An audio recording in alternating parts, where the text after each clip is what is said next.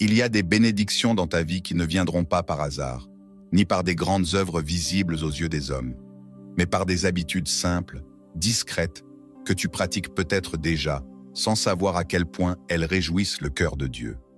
Beaucoup attendent des miracles, mais négligent les petites choses qui les attirent. Pourtant, Dieu est un Père qui récompense ce qui est fait en secret, dans l'humilité, la fidélité, l'amour. Matthieu chapitre 6, verset 6. Mais quand tu pries, entre dans ta chambre, ferme ta porte, et prie ton Père qui est là dans le lieu secret, et ton Père qui voit dans le secret te le rendra. Tu veux vivre sous une pluie de bénédictions? Alors découvre aujourd'hui ces 10 habitudes spirituelles qui, sans faire de bruit, ouvrent des cieux au-dessus de ta vie. Écris en commentaire: Seigneur, enseigne-moi à marcher dans ces habitudes qui attirent ta faveur. Et surtout, like cette vidéo, abonne-toi à cette chaîne Espoir en Christ et reste bien jusqu'à la fin. La dernière habitude surprend tout le monde, mais transforme des vies. Première habitude: honorer Dieu même dans les petites décisions. Il est facile de vouloir glorifier Dieu dans les grandes scènes de la vie, lorsque tout le monde regarde, lorsque nos décisions auront un écho visible. Mais ce qui touche véritablement le cœur de Dieu, ce ne sont pas seulement nos grandes œuvres, c'est notre fidélité dans les coulisses, là où personne ne nous voit, sauf lui. Luc chapitre 16, verset 10. Celui qui est fidèle dans les moindres choses l'est aussi dans les grandes. Ce verset est bien plus qu'un principe éthique, c'est une loi spirituelle. Dieu ne te confie pas de grandes responsabilités parce que tu le demandes.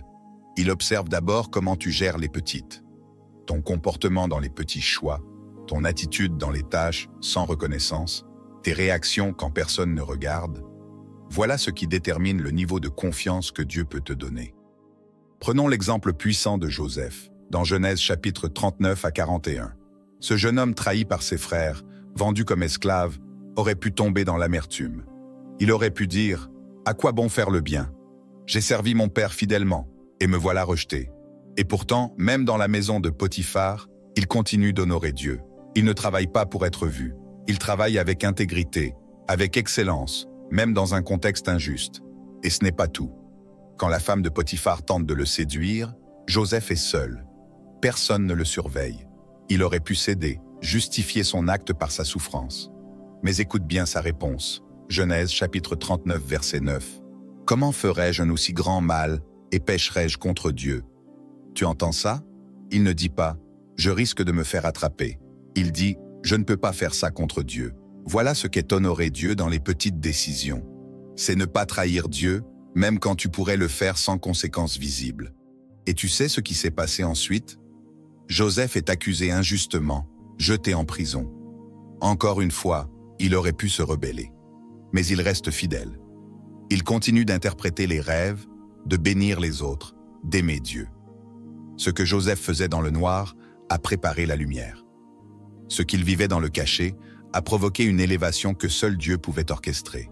Et toi, quelles sont les petites décisions que tu prends chaque jour? Ta façon de parler aux autres, même quand tu es fatigué. Ce que tu regardes quand tu es seul. Ce que tu fais de ton argent, même quand personne ne te surveille. Ce sont ces choix invisibles qui forment le cœur que Dieu honore. Peut-être que tu te dis, mais ça n'a pas d'impact. Ne te trompe pas.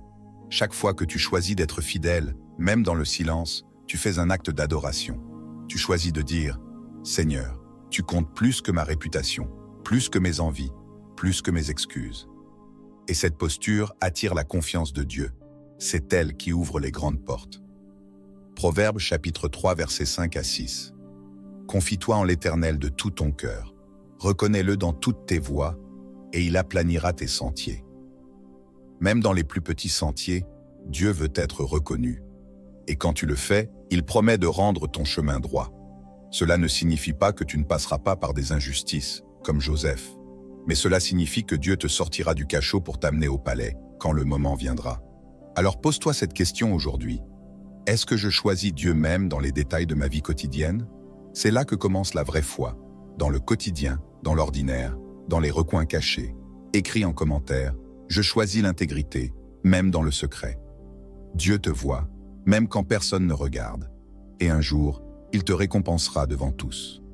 Deuxième habitude, pardonner rapidement, même quand c'est douloureux. Tu ne le sens peut-être pas toujours. Mais chaque fois que tu refuses de pardonner, tu portes un fardeau invisible qui t'alourdit l'âme. Tu avances, mais lentement. Tu pries, mais tes mots semblent suspendus. Tu adores, mais ton cœur est figé. Pourquoi?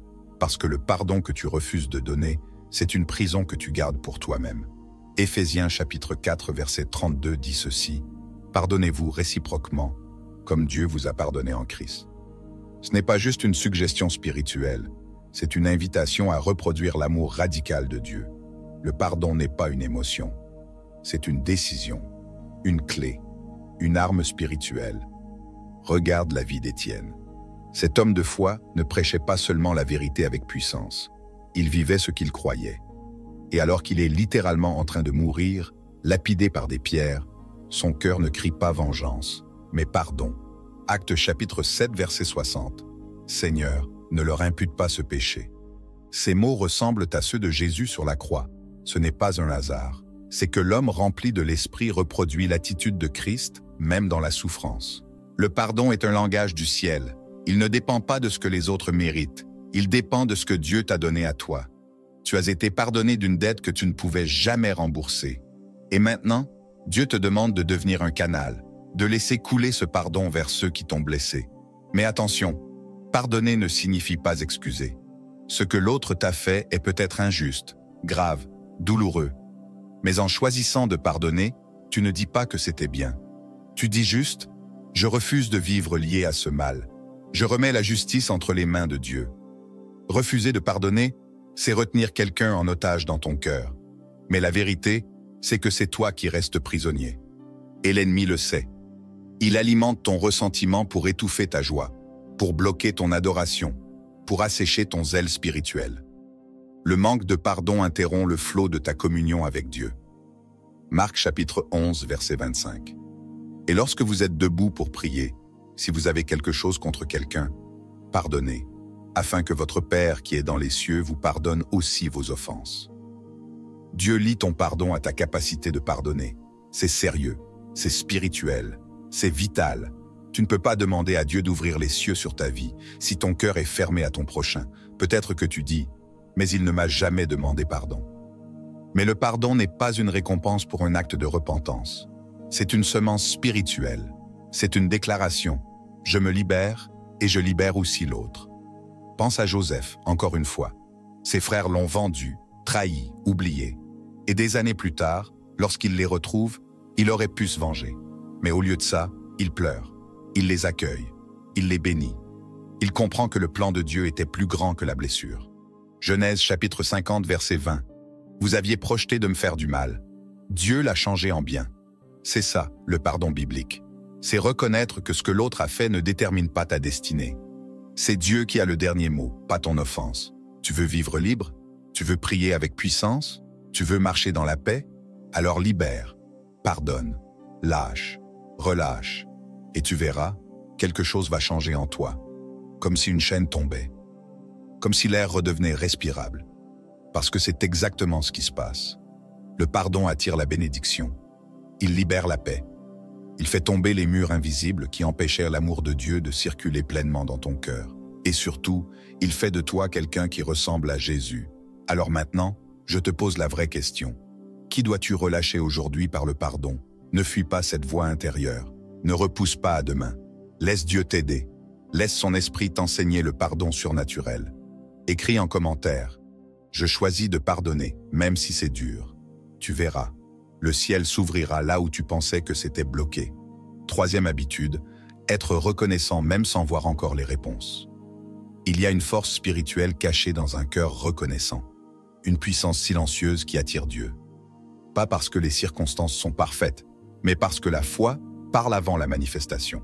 La reconnaissance, ce n'est pas un réflexe humain, c'est une attitude surnaturelle. Elle dit « Je n'ai pas encore vu le miracle, mais je sais que Dieu est bon. » 1 Thessaloniciens chapitre 5, verset 18. « Rendez grâce en toutes choses, car c'est la volonté de Dieu pour vous en Jésus-Christ. » Remarques-tu le mot « toutes » ? Pas seulement dans les choses agréables, mais aussi dans les choses incertaines, injustes, incompréhensibles. Dieu ne dit pas de remercier pour tout, mais de remercier dans tout. Pourquoi ? parce que la reconnaissance transforme ton regard avant même que ta situation ne change. Regardons Paul et Silas. Ils ont été frappés, enchaînés, jetés dans une prison, non pour un crime, mais pour avoir libéré une jeune femme tourmentée. Actes chapitre 16. Tu t'attends à ce qu'ils pleurent, qu'ils doutent, qu'ils murmurent. Mais non, la Bible dit, Actes chapitre 16 verset 25, « Vers le milieu de la nuit, Paul et Silas priaient et chantaient les louanges de Dieu. Ils ne chantaient pas parce qu'ils étaient libres. Ils louaient Dieu dans les chaînes. Et que se passe-t-il? Une secousse, une délivrance, une manifestation divine. Les chaînes tombent, les portes s'ouvrent, le geôlier est sauvé. Tout a commencé avec la reconnaissance, dans la douleur, dans la nuit, dans l'incompréhensible. C'est là que réside le secret. Quand tu remercies Dieu sans avoir encore reçu ce que tu attends, tu actives la foi véritable. Tu dis, je ne marche pas par la vue, je marche par la confiance. Et cette foi plaît à Dieu. Hébreux chapitre 11 verset 6. Or, sans la foi, il est impossible de lui être agréable. Et la reconnaissance est une expression de foi vivante. Mais soyons honnêtes, c'est difficile d'être reconnaissant quand tout va mal. Quand tu pries depuis des mois et que rien ne change. Quand tu jeûnes et que la situation empire. Quand tu sers Dieu et que tu te sens oublié.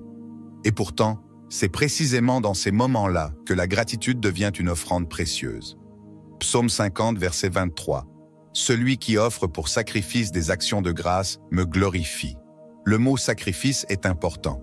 Cela veut dire que parfois dire merci coûte quelque chose. C'est douloureux. Tu ne le ressens pas. Mais c'est justement ce qui en fait un acte de foi qui touche le ciel.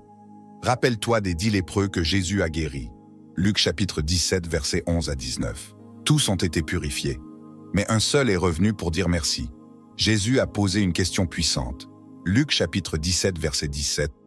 Les 10 n'ont-ils pas été guéris? Et les 9 autres, où sont-ils?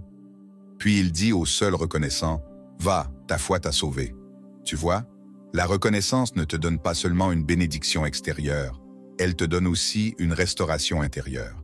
Elle t'amène à vivre une plénitude spirituelle, pas juste une amélioration temporaire. C'est comme si Dieu disait, « Je ne cherche pas seulement des bénéficiaires de mes miracles.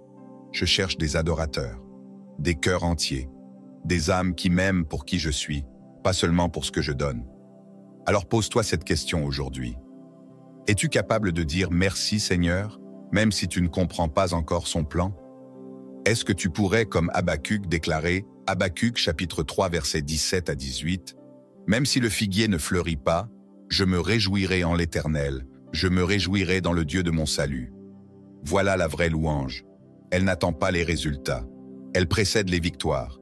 Elle ébranle les murs invisibles. Et si tu commençais aujourd'hui à écrire ton merci avant même que ton miracle n'arrive?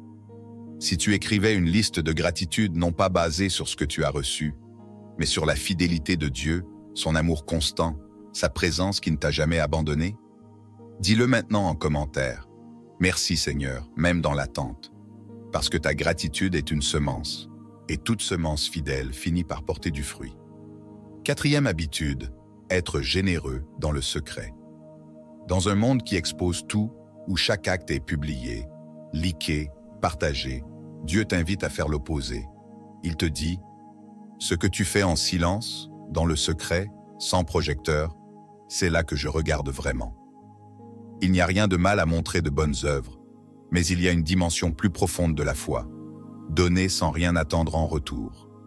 Pas de reconnaissance, pas d'applaudissements, pas même un merci.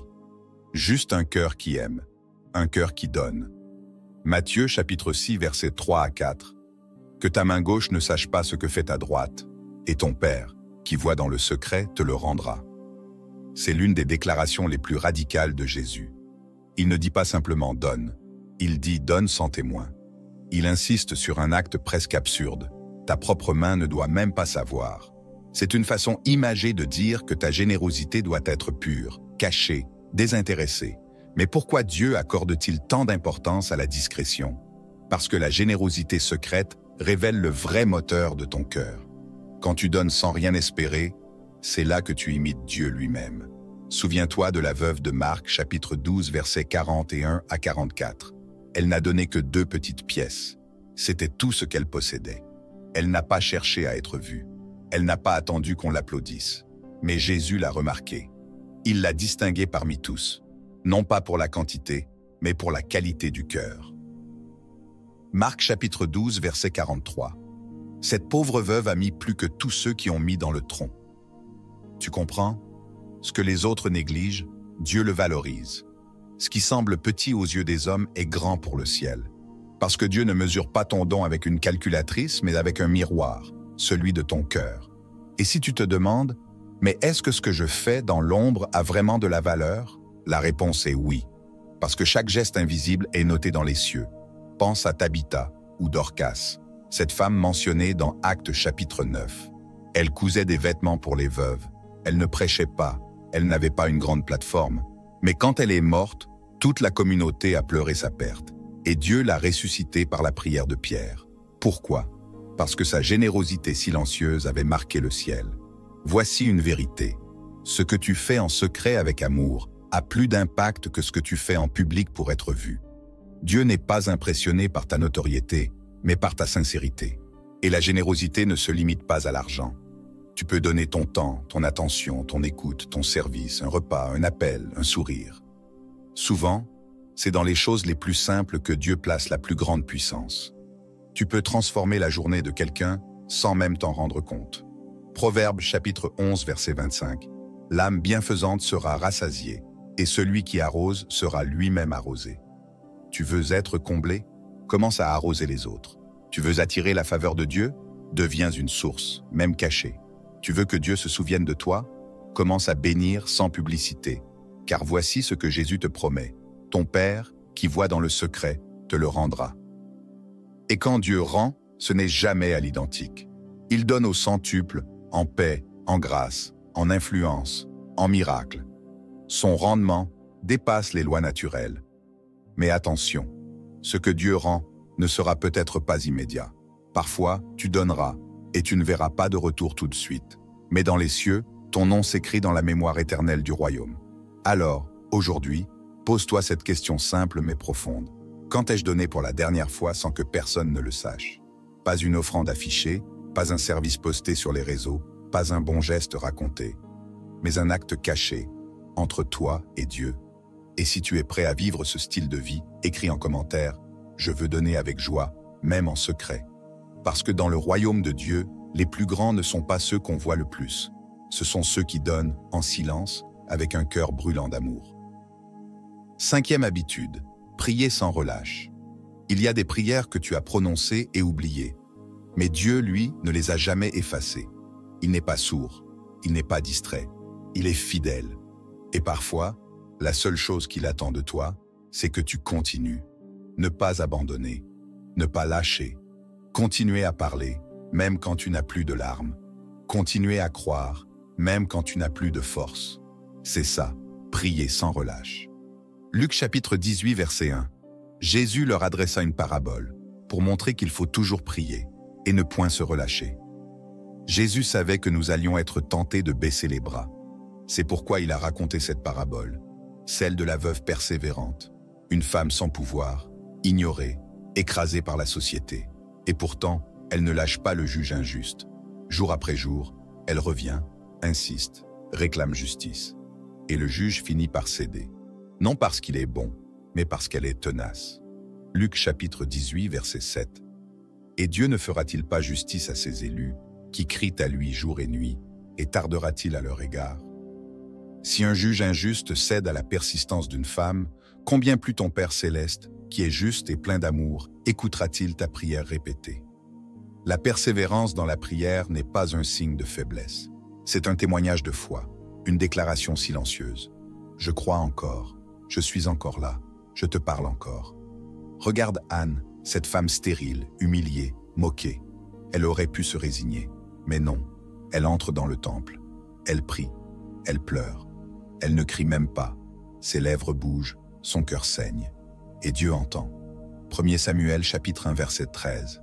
Anne parlait dans son cœur, ses lèvres remuaient, mais on n'entendait point sa voix. Même les prières muettes montent au ciel, même les soupirs, même les soupçons d'espoir, même les silences lourds d'angoisse. Dieu les capte, Dieu les comprend, Dieu y répond. Et Dieu n'a pas seulement exaucé Anne, il lui a donné Samuel, un prophète exceptionnel, parce que ce que tu reçois après avoir prié avec insistance porte un poids éternel. Mais attention, prier sans relâche ne veut pas dire répéter des formules vides. Cela veut dire revenir au pied de Dieu avec ton cœur. Encore, et encore, et encore. La persévérance façonne ton âme. Elle t'humilie, elle t'effine, elle t'aligne avec la volonté de Dieu. Tu n'en ressors jamais pareil. Romains chapitre 12, verset 12. Réjouissez-vous en espérance. Soyez patients dans l'affliction. Persévérez dans la prière. La prière constante n'est pas toujours agréable. Elle passe par le désert, par l'attente, par le silence. Mais elle est le chemin direct vers la présence active de Dieu. Et parfois, Dieu ne tarde pas à répondre parce qu'il t'ignore, mais parce qu'il t'enseigne à dépendre de lui. Il veut que tu aies une relation, pas juste une transaction. Il veut que tu comprennes que ce n'est pas seulement la réponse qui te bénit, c'est la communion. Regarde Élie, cet homme de feu. Quand il prie pour que la pluie tombe, il ne se contente pas d'une seule prière. Il envoie son serviteur 7 fois vérifier. Et à la 7e, un petit nuage apparaît. Mais ce petit nuage devient une pluie abondante. Pourquoi? Parce qu'Élie n'a pas relâché. 1er Roi, chapitre 18, versets 42 à 45. « Monte, dis à Achab, attelle ton char et descends, afin que la pluie ne t'arrête pas. Et toi, combien de fois as-tu arrêté de prier juste avant que le nuage ne se forme? Combien de fois as-tu dit « ça ne sert à rien » alors que Dieu était en train de bouger dans l'invisible? Il ne faut pas toujours voir pour croire, il faut souvent croire pour voir. Prier sans relâche, ce n'est pas fatiguer Dieu, c'est te fortifier toi-même, c'est élever ton esprit, c'est t'aligner sur le rythme du ciel.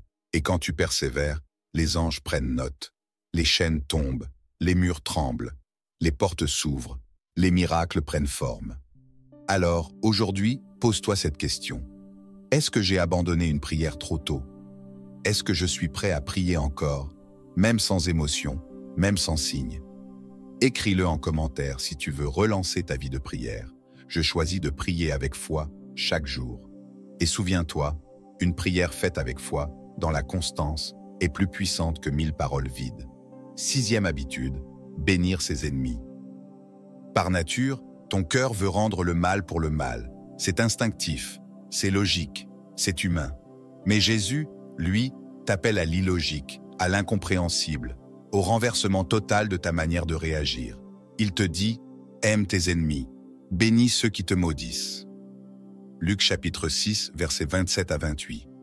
Aimez vos ennemis, faites du bien à ceux qui vous haïssent, bénissez ceux qui vous maudissent, priez pour ceux qui vous maltraitent. Ces paroles ne sont pas poétiques, elles sont révolutionnaires. Jésus n'a jamais appelé ses disciples à faire ce que tout le monde fait. Il les appelle à faire ce que le ciel fait. Et si Dieu t'appelait aujourd'hui à bénir précisément celui qui t'a détruit, celui qui t'a trahi, humilié, insulté, abandonné, pas seulement à ne pas répondre au mal, mais à répondre par le bien. Pas pour qu'il change, mais pour que toi, tu restes libre. La vraie liberté, c'est quand ton cœur n'est plus contrôlé par la haine de quelqu'un d'autre. C'est quand l'offense ne décide plus de ton comportement. C'est quand tu refuses de devenir ce que l'autre a voulu que tu deviennes. Amer, froid, vengeur. Regarde David, poursuivi par Saül, un roi jaloux, violent, injuste. Saül voulait le tuer, encore et encore. Et pourtant, lorsque David a l'occasion de se venger dans la caverne, que fait-il? Il épargne Saül. 1er Samuel chapitre 24 verset 11. Tu vois maintenant de tes propres yeux que l'Éternel t'avait livré entre mes mains dans la caverne. Et on m'a dit de te tuer, mais je t'ai épargné. Il aurait pu le frapper. Il aurait pu justifier son acte. Tout le monde l'aurait compris. Mais il a choisi la voie de l'honneur. Il a laissé Dieu être son juge.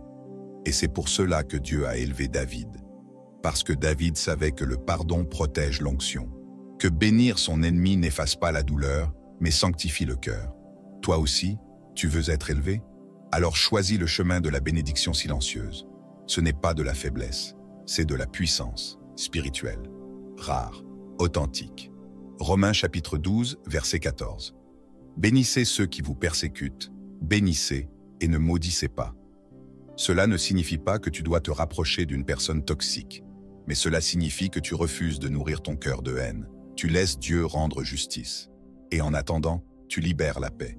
tu déposes l'offense. Tu parles bien, même de ceux qui t'ont fait du mal. C'est ça, bénir. C'est déclarer des paroles de vie au lieu de mort.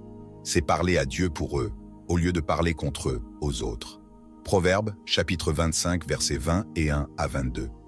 Si ton ennemi a faim, donne-lui du pain à manger. S'il a soif, donne-lui de l'eau à boire. Car ce sont des charbons ardents que tu amasses sur sa tête, et l'Éternel te récompensera. Oui, Dieu te récompensera. Pas parce que tu as laissé passer une injustice, mais parce que tu as choisi l'humilité devant lui. Parce que tu as compris que ce que tu sèmes dans la douleur est vu par le ciel. Et puis, n'oublie pas, tu as été toi aussi ennemi de Dieu à un moment de ta vie. Tu l'as ignoré, rejeté, offensé. Et qu'a-t-il fait?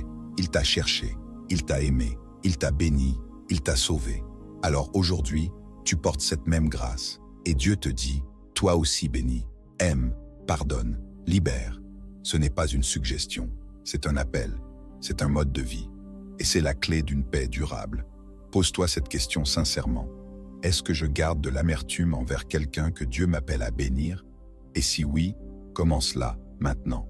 Écris en commentaire. Je bénis ceux qui m'ont blessé par la force de Jésus. Parce que celui qui bénit ses ennemis vit comme un fils ou une fille du Père. 7e habitude. Obéir à Dieu, même quand ça coûte. Il y a un moment dans ta vie où Dieu va te demander quelque chose qui dépasse ta compréhension, qui va au-delà de ta logique humaine, qui te pousse à sortir de ta zone de confort, peut-être même à faire un sacrifice. Ce moment-là est un test, une épreuve, mais aussi une invitation à la fois radicale. Obéir à Dieu quand tout semble difficile, quand ça coûte, c'est marcher sur le chemin de la victoire divine. Genèse chapitre 22 verset 2. Prends ton fils, ton unique, et offre-le en sacrifice. Ces paroles adressées à Abraham sont parmi les plus dures de la Bible. Imagine l'angoisse, le déchirement. Dieu lui demande d'offrir ce qu'il aime le plus, ce qu'il considère comme sa promesse vivante. Mais Abraham ne tergiverse pas. Son obéissance est immédiate, radicale, sans condition. Pourquoi? Parce qu'il croit que Dieu pourvoira. Il a une foi qui va au-delà du visible, au-delà du raisonnable. L'histoire biblique nous montre qu'au dernier moment, Dieu intervient et remplace Isaac par un bélier. Cette provision surnaturelle, c'est la récompense de l'obéissance fidèle. Abraham est un modèle pour nous. L'obéissance prépare la provision, même quand on ne comprend pas. Mais obéir, ce n'est pas toujours spectaculaire comme Abraham. Parfois, c'est un choix quotidien. Dire non à une tentation. Choisir l'honnêteté quand c'est plus simple de mentir. Parler de ta foi, même si ça te fait perdre en popularité. Donner quand tu préférerais garder. Prier quand tu es fatigué. 1er Samuel, chapitre 15, verset 22. L'obéissance vaut mieux que les sacrifices. Obéir, c'est un acte de foi. C'est une expression de confiance. C'est une manière de dire « Seigneur, je ne comprends pas tout, mais je choisis de suivre tes voies. » L'obéissance radicale n'est pas une contrainte, c'est une liberté. Une liberté qui ouvre la porte à la bénédiction divine. Et il y a un autre aspect essentiel. L'obéissance produit la maturité spirituelle. Chaque fois que tu choisis d'obéir malgré les doutes, tu grandis. Tu deviens plus fort, plus proche de Dieu, plus aligné à sa volonté. Mais il faut être honnête, cette route est difficile. Elle demande du courage, de la persévérance, et parfois même du sacrifice. Tu peux être tenté de retarder, de remettre à plus tard, de chercher des excuses. Alors pose-toi cette question aujourd'hui. Quelle est la dernière chose que Dieu t'a demandé, mais que tu retardes? Ce peut être un pardon difficile à offrir, un appel à servir, une parole à dire, un pas à faire dans ta vie personnelle ou professionnelle. L'appel à l'obéissance est un appel à dépasser tes peurs, tes doutes, ta volonté humaine. C'est un appel à faire confiance à un Dieu qui voit plus loin que toi, qui connaît le futur, qui tient ta vie dans ses mains. Souviens-toi que la foi sans les œuvres est morte. Obéir, c'est mettre la foi en action. Jacques, chapitre 2, verset 17. La foi, si elle n'a pas les œuvres, est morte en elle-même. Ton obéissance est la preuve vivante de ta foi. C'est aussi un témoignage puissant pour ceux qui t'entourent. Alors, aujourd'hui, décide d'obéir, même quand ça coûte, même quand tu ne comprends pas, même quand c'est dur. Dis-le en commentaire. Je veux obéir, même quand je ne comprends pas. Car obéir, c'est se mettre sur le chemin des bénédictions que Dieu a préparées pour toi, au-delà de tout ce que tu peux imaginer. 8e habitude. Méditer la parole chaque jour. Dans la vie spirituelle, il y a une source inépuisable, une lumière qui éclaire même les jours les plus sombres, la parole de Dieu. Médite ce livre jour et nuit, et tu réussiras, dit Josué. C'est une promesse simple mais puissante, qui a traversé les siècles et transformé des vies. Josué chapitre 1 verset 8, « Que ce livre de la loi ne s'éloigne point de ta bouche.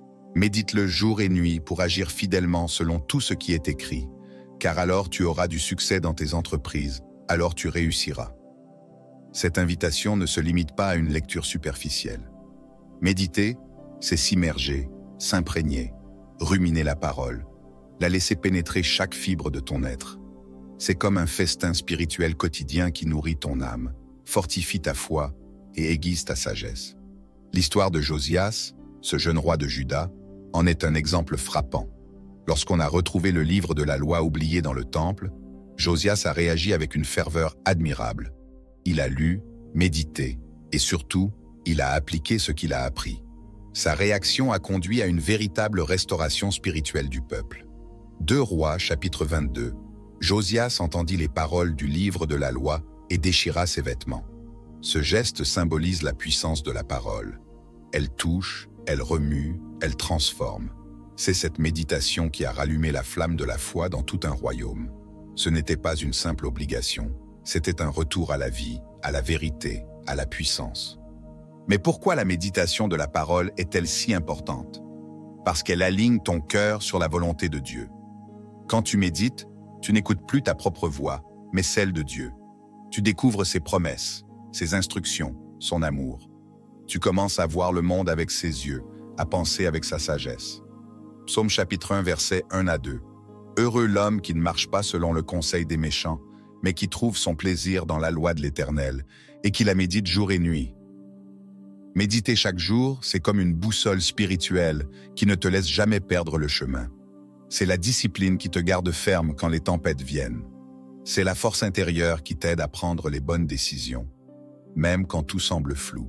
Parfois, la vie est remplie de bruit, d'informations, de distractions. Ta foi peut devenir superficielle, ta relation avec Dieu fade. Mais quand tu choisis la méditation quotidienne, tu t'immerges dans la sagesse éternelle qui renouvelle ton esprit et renouvelle ta joie. Combien de jours passes-tu sans ouvrir ta Bible? Est-ce que ta vie spirituelle ressemble à un jardin laissé à l'abandon ou à un champ cultivé avec soin chaque jour? Méditer, c'est aussi prendre le temps de laisser la parole agir dans ton cœur. Ce n'est pas une course, c'est un dialogue. Tu lis, tu réfléchis, tu demandes à Dieu de te parler à travers ces versets, tu pries sur ce que tu as reçu. Cette habitude peut changer ta vie. Elle peut te guider dans tes choix, t'apporter la paix, te rendre plus semblable à Christ. Alors commence aujourd'hui. Ouvre ta Bible. Choisis un verset, un passage et médite-le. Laisse-le t'habiter. Dis en commentaire: je choisis de nourrir mon âme chaque jour. Parce que c'est dans cette constance que naissent la sagesse, la force et la victoire. 9e habitude, être fidèle dans son appel. La fidélité est une vertu que Dieu chérit profondément. Elle est le fondement même de toute vie spirituelle qui porte du fruit durable. Être fidèle, ce n'est pas seulement faire les choses quand elles sont faciles ou agréables, c'est persévérer, tenir bon, garder le cap même quand tout semble incertain ou difficile. 1 Corinthiens chapitre 4 verset 2. Qu'on nous regarde comme des serviteurs de Christ. Il est demandé aux dispensateurs d'être trouvés fidèles. Ce verset souligne une réalité spirituelle essentielle. Dieu ne mesure pas ta réussite selon la rapidité ou la reconnaissance, mais selon ta fidélité dans la mission qu'il t'a confiée. Tu peux avoir un appel grandiose, une vision impressionnante, mais sans fidélité, cette œuvre ne tiendra pas. Considère l'exemple de Noé. Pendant des années, il a travaillé à construire une arche gigantesque, un projet gigantesque, basé sur une parole que personne ne comprenait. Il a été moqué, ridiculisé, probablement isolé. Il n'y avait aucune preuve visible que la pluie allait venir, mais il a été fidèle. Genèse chapitre 6 à 9 raconte comment sa fidélité a non seulement sauvé sa famille, mais aussi permis la continuation de l'humanité. Sa fidélité ne reposait pas sur le visible, sur le tangible, mais sur la confiance en Dieu. Il a continué à obéir, à travailler, à croire malgré l'absence de signes. Et parce qu'il a tenu bon, le miracle est arrivé. Aujourd'hui, toi aussi, tu as un appel, une responsabilité, une mission. Peut-être est-elle petite, peut-être est-elle invisible aux yeux des autres, peut-être que tu as commencé avec beaucoup d'enthousiasme, mais aujourd'hui, le découragement te guette. Tu te demandes, est-ce que ça vaut encore la peine? Est-ce que Dieu est toujours là? Rappelle-toi ceci, Dieu ne bénit pas la vitesse, mais la fidélité.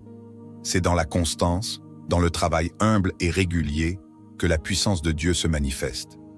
La fidélité transforme ce qui semble insignifiant en quelque chose de grand aux yeux de Dieu. Ce qui paraît lent aux hommes est souvent le travail minutieux de Dieu pour bâtir un royaume solide. Mais la fidélité n'est pas toujours facile. Elle demande de la patience, de la discipline, de la foi. Elle implique souvent de lutter contre le découragement, la fatigue, le doute. Galates chapitre 6 verset 9. Ne nous lassons pas de faire le bien, car nous moissonnerons au temps convenable si nous ne nous relâchons pas. Ton appel est précieux. Ne l'abandonne pas à cause des obstacles temporaires. Ce que Dieu commence en toi, il le mènera à son terme. Souviens-toi que chaque grand homme ou femme de Dieu a connu des moments d'épreuve et de doute. Ce qui les a distingués, c'est qu'ils sont restés fidèles. Aujourd'hui, interroge-toi sincèrement. As-tu arrêté quelque chose que Dieu t'avait confié, par découragement ou peur? Si c'est le cas, Dieu t'invite à revenir, à reprendre la mission, à avancer encore. Écris en commentaire « Je veux rester fidèle jusqu'au bout », parce que la fidélité est la clé qui ouvre la porte à la bénédiction divine et à l'accomplissement de ta destinée. La 10e habitude, cultiver un cœur pur. Dans notre vie spirituelle, il existe un trésor précieux, souvent invisible aux yeux du monde. Un cœur pur. C'est ce joyau intérieur que Dieu recherche. Un cœur libéré de toute souillure, de toute hypocrisie, de tout double jeu. Un cœur sincère, humble, transparent devant lui. Matthieu chapitre 5 verset 8. Heureux ceux qui ont le cœur pur, car ils verront Dieu. Ces paroles prononcées par Jésus dans le Sermon sur la montagne ne sont pas un simple encouragement, mais une promesse éclatante. Le cœur pur, c'est la clé pour une communion intime avec Dieu, la clé pour voir sa gloire, pour ressentir sa présence au quotidien. Qu'est-ce qu'un cœur pur? Ce n'est pas la perfection humaine, mais la sincérité de ton âme. C'est un cœur qui refuse de porter de la rancune, de la jalousie, de la duplicité. C'est un cœur qui cherche la vérité, qui désire la justice, qui aime sans hypocrisie. L'histoire de Daniel nous offre un exemple puissant de cette pureté. Confronté à la culture de Babylone, aux lois contraires à sa foi, Daniel a choisi de ne pas se souiller, même au risque de sa vie.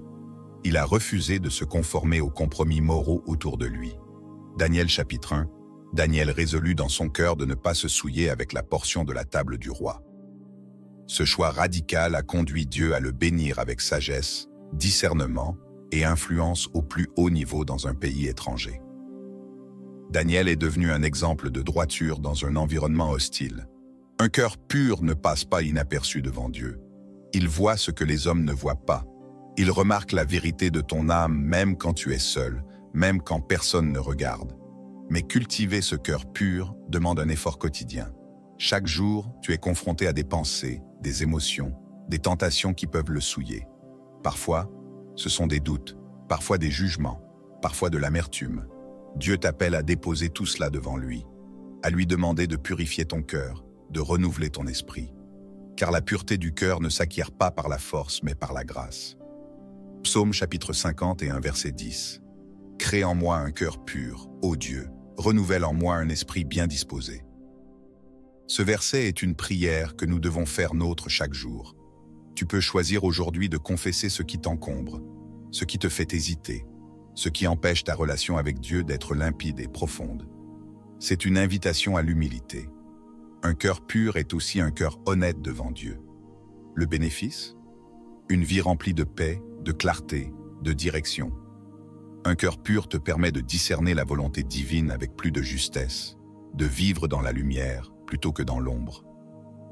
Enfin, n'oublie pas que la pureté attire la bénédiction. Dieu promet que ceux qui ont le cœur pur verront Dieu. Ce n'est pas qu'une vision spirituelle extraordinaire, c'est une expérience quotidienne, un contact réel avec la présence divine.